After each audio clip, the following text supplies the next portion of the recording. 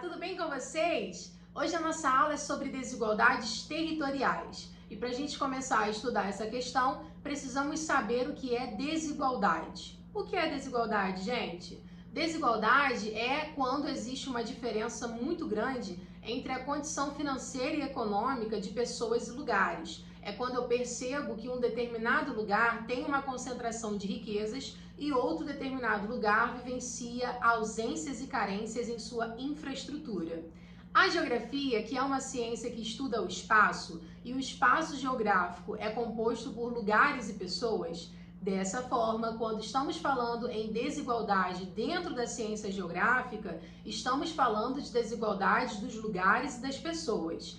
Através do estudo das características socioeconômicas das pessoas, estudamos também os lugares e vice-versa. Se eu estou falando de desigualdade territorial, eu estou falando também que as pessoas que vivem em um determinado lugar estão vivenciando um estilo de vida através da característica espacial daquele lugar. Ou seja, se estamos habitando um país desenvolvido, com uma ótima qualidade de vida, nós, enquanto população, vamos viver bem. Se estamos inseridos em um país subdesenvolvido, com uma péssima qualidade de vida, consequentemente, nós que moramos nesse país vamos viver mal. E o que seria viver bem e o que seria viver mal? Vamos aprender hoje aqui? Então vem comigo!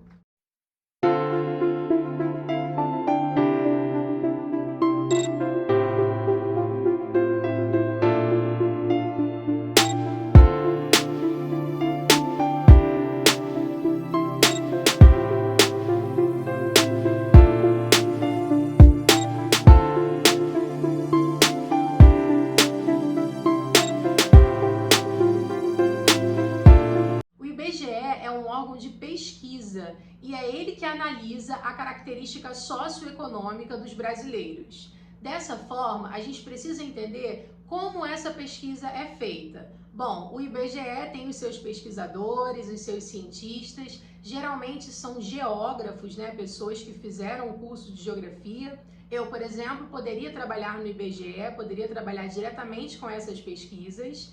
Cada pessoa que está no IBGE tem um cargo específico, mas essas pesquisas são iniciadas, com uma linha de frente composta por trabalhadores que vão de casa em casa para perguntar para as pessoas qual a idade delas, qual é a raça delas, se elas trabalham ou não, se têm filhos ou não, se esses filhos estão estudando, se essas pessoas fizeram faculdade, se essas pessoas terminaram o ensino médio, se essas pessoas tomaram vacinas, se na casa delas tem energia elétrica, se tem saneamento básico. Tudo isso são diagnósticos para saber a característica dessa população. A gente vai chamar essa pesquisa de análise socioeconômica. Através dessa pesquisa, ou seja, dessa análise que o IBGE faz, o governo brasileiro consegue saber o que a população brasileira está precisando quanto políticas públicas.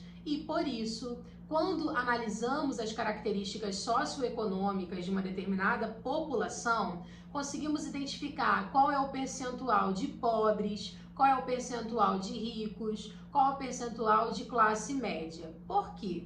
Quando falamos de um estilo de vida, pessoal, de uma vivência que as pessoas vão ter, nós estamos falando do quanto essas pessoas ganham, do quanto essas pessoas têm. Porque o mundo onde habitamos, ele tem valor para tudo, né? A educação tem o seu valor, a saúde tem o seu valor, o lazer tem o seu valor, a higiene tem o seu valor, a moradia tem o seu valor, a energia elétrica, que é tão necessária para todos nós, tem o seu valor.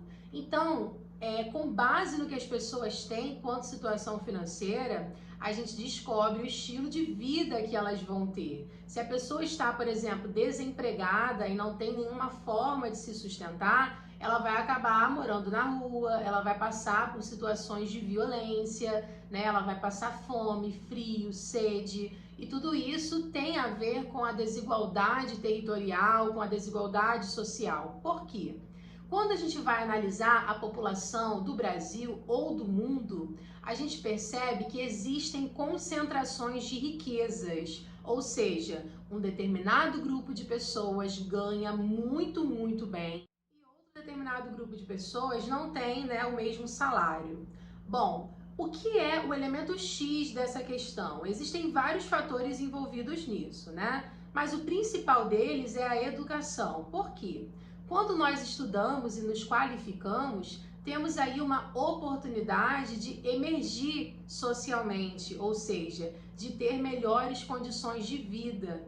E quando a maior parte de uma população de um país é pobre, ela fica dependente da educação pública. E se esse país não proporciona uma educação pública de qualidade, essas pessoas acabam não conseguindo nem mesmo terminar a escola, ou seja, não conseguem ter nem mesmo a instrução básica, né, até o ensino médio. E muitos, como não conseguem se qualificar, fazer uma universidade ou um curso técnico, acabam sendo a mão de obra de base, aquela que trabalha muito e ganha um salário mínimo. Sabemos que tudo é muito caro no nosso país, né? O alimento, a moradia, a luz, todas as coisas necessárias para a nossa sobrevivência têm o seu valor e são bastante caras por conta dos impostos, né? E isso aí acaba dificultando a sobrevivência das pessoas que ganham de 1 a 2 salários mínimos, que é a situação financeira da maioria dos brasileiros nesse momento. Então, quando o IBGE vai estudar a população brasileira, é comum que sejam feitas perguntas com relação à situação de trabalho de cada pessoa, para que assim ele consiga traçar um perfil socioeconômico da população brasileira. Existem outros índices, existem outras bases de estudo. Podemos citar o PIB, o Produto Interno Bruto. O PIB, ele é a soma de todas as riquezas que um país, estado ou município tem em um determinado período.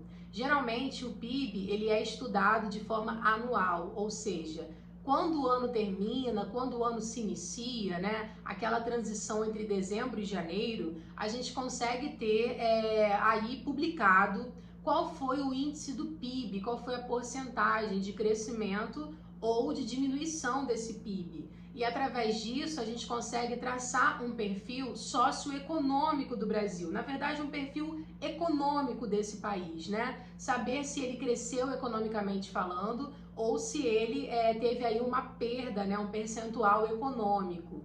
Através disso, a gente consegue considerar de que forma os setores econômicos estão. Se a indústria, por exemplo, está dando lucro para o nosso país, se a agricultura e o comércio também estão dando lucro para o nosso país. Então, esses estudos são muito importantes. Existe também o PIB per capita, é quando a gente pega esse resultado aí do PIB, né, da soma de todas as riquezas de um país, estado ou município, e divide pelo índice populacional, ou seja, pelo total de habitantes. Assim a gente consegue saber se esse valor que está sendo aí dado quanto lucro num determinado país, se ele é equivalente ao número de pessoas que vivem nesse país, estado ou município. Temos também o IDH, que é o Índice de Desenvolvimento Humano. Através do IDH, a gente consegue estudar diretamente a situação socioeconômica da população. Ou seja, saber se essa população é alfabetizada, saber o quanto essa população se qualificou, né, nos estudos, saber se essa população está trabalhando, se essa população tem acesso à saúde, à segurança e também à higiene, né, ao saneamento básico. Procurar saber se essa população tem qualidade de vida e se ela está envelhecendo. E aí podemos falar sobre a longevidade. A longevidade tem a relação direta com o envelhecimento da população, ou seja, envelhecer é extremamente positivo. Pessoas que envelhecem, pessoas que chegam aos 80, 90, 100, 200 anos, né? tem mais gente chegando aos 200 anos, seria ótimo. Pessoas que chegam a idades avançadas só chegam nessa idade avançada porque vivem bem, porque se alimentaram bem, porque tiveram acesso aos recursos básicos para a sobrevivência. E quando um país tem uma população envelhecida, ou seja, um grande percentual de idosos, isso significa que a qualidade de vida nesse país está melhorando, ou seja, que ele está desenvolvendo pesquisas na área da saúde, que ele está conseguindo criar toda a estrutura necessária para que essa população viva bem. Outro fator importante de estudo e análise é a educação. A educação, ela é um setor que tem relação direta com o desenvolvimento humano, mas também com o crescimento econômico de um determinado lugar. Com o desenvolvimento humano, ela tem a ver com o fato de quando as pessoas estudam, se qualificam, elas têm mais facilidade de conseguir um bom emprego, de ganhar um bom salário e assim desenvolver a sua vida, né, sua vida financeira e social. Quando falamos também sobre o aspecto de crescimento econômico, podemos trazer como exemplo, para que seja fácil a compreensão desse meu exemplo, né, da educação. Quando falamos sobre educação, estamos falando também sobre o crescimento econômico de um país. Por quê? Quando o país investe em educação, em ciência, em tecnologia, ele está proporcionando a essa população novas descobertas tecnológicas na área da pesquisa.